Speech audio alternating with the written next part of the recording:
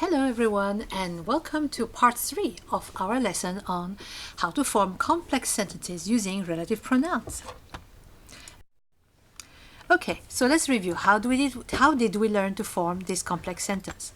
First of all, we started with a simple sentence, number 1, which contained a specific noun, and another sentence which contained the same noun.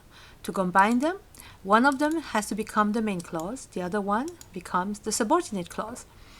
Now, they are connected by a relative pronoun. Noun number 1 is kept in the main clause, whereas noun number 2 becomes the relative pronoun.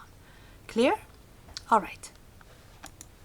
Okay, so after we learned how to combine two simple sentences into a complex one, we also touched upon how to use these particular relative pronouns in the possessive case, and we also touched upon how to select the main clause based on the theme or subject we're talking about.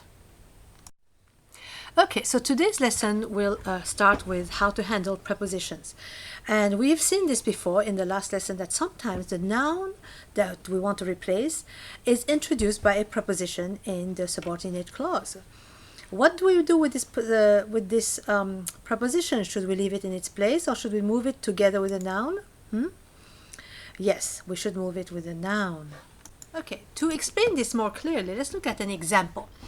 Little Mermaid looked for the cave. The sea witch lived in that cave. And here we are looking at the fairy tale of the Little Mermaid, right? So, step number 1, select the main clause. And we do that. We're going to choose the first one. Little Mermaid looked for the cave. That's going to be my main clause. Step number 2, identify that noun which is repeated. Okay, and I'm looking, obviously it's going to be cave. We have cave here and cave here. But what do I notice? The cave, that cave. What do I do? Should I use the or should I use that? Now remember, cave is going to come in the main clause. So the first time you mention anything, it has to be the. You cannot say that. That comes in the second mention, okay? So we can totally ignore this one and pick the. Next step, select the appropriate relative pronoun. So here we go, the cave, that cave. What do we choose here for that one? What pronoun to choose? So remember, check the function. Who lived in that cave? The sea witch. That's the subject. The sea witch lived in what? In that cave. Therefore, this is the object. So, going back to my chart, object here, thing here, cave is a thing, which is an object. I'm going to pick this one, which, and I write it in, which. Oops, what do I see here? In. What do I do about this? Remember, in is a preposition that introduces that cave, in that cave. So what should I do with that in? I should put it right here. In that cave becomes now in which. So in our steps here, we're going to add something. When we say you're going to write your choice of relative pronoun, we add here with its preposition, meaning that if that noun is introduced by a preposition, you have to move both together, okay? So here we go. In that cave becomes in which. What do we do next? We copy the second clause, whatever's left of it. The sea which lived. So we'll write the whole thing, add it in, and what do we have now? Little Mermaid looked for the cave in which the sea witch lived. Be careful. There are only two functions for prepositions. It either heads or introduces the cave, or it is attached to lived. Are we talking about the sea witch living in? No, we're not saying lived in. We're saying in that cave. Okay, so in is attached to that cave, not attached to lived. So we cannot say Little Mermaid looked for the cave which the sea witch lived in. We cannot say that. All right, and I'm going to make sure you do not say that. All right, in case you forgot what prepositions are, there are about 150 prepositions in the English language, and here is a small sample of them. You may go back to the lesson on prepositions to figure out the jobs of preposition, because it is much easier to figure out what word is a preposition by looking at what it's doing rather than just memorizing them, because some of them obviously are sometimes not a preposition. Let's look here, for example, for the word here, following. Following.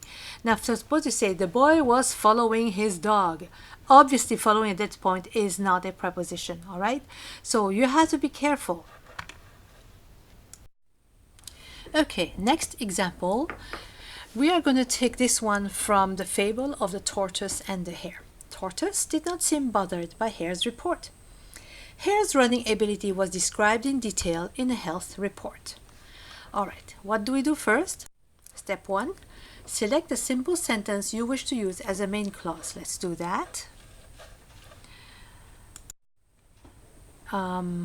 Which one shall we choose? The first one, usually.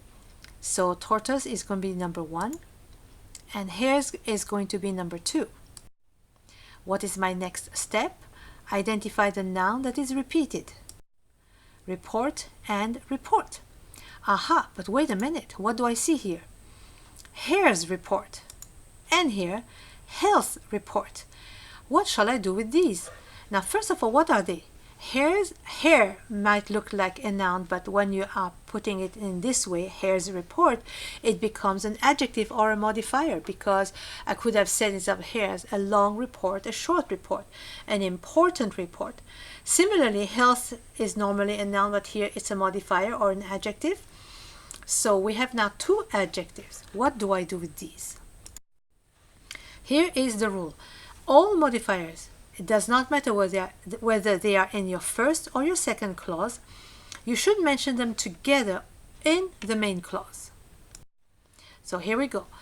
Tortoise did not seem bothered by what? Hare's health report. Okay? Hare's health report. Both of them are piled together in front of report in your main clause. Now, what is my next step? We are going to select our appropriate relative pronoun. Which one is it? Which.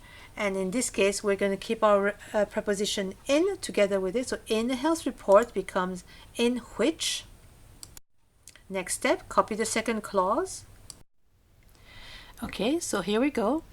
Hare's running ability was described in detail. I am going to use my laser pointer to show you. Okay, here, I copy it down here. And my final complex sentence is going to be, Tortoise did not seem bothered by Hare's health report, in which Hare's running ability was described in detail. Something's wrong. Did you notice it? Yes, hares and hares. Your English teacher always told you never repeat yourself, especially not within the same sentence. So what are you going to do? You're going to replace the second one, this hares here over here, with what? With a what? With a pronoun, obviously, personal pronoun. Okay, so avoid repetitions, except when needed for clarification. Do I need to clarify myself here? Yes or no? Let's look at it again to be sure. Well, you have to remember something. In fables, we always use animals to symbolize or represent certain types of human beings. So when I say tortoise or hare here, I really mean a human being, okay, with those kind of specific qualities. And so we know that hares or wild rabbits do not read reports and do not have health reports. So I'm really talking about a person here, or a personified hare. In that case, I am going to use what? His or its. We just talked about it. It has to be his. So, Tortoise did not seem bothered by Hare's health report, in which his running ability was described in detail. Ta-da! We're done. Happy writing!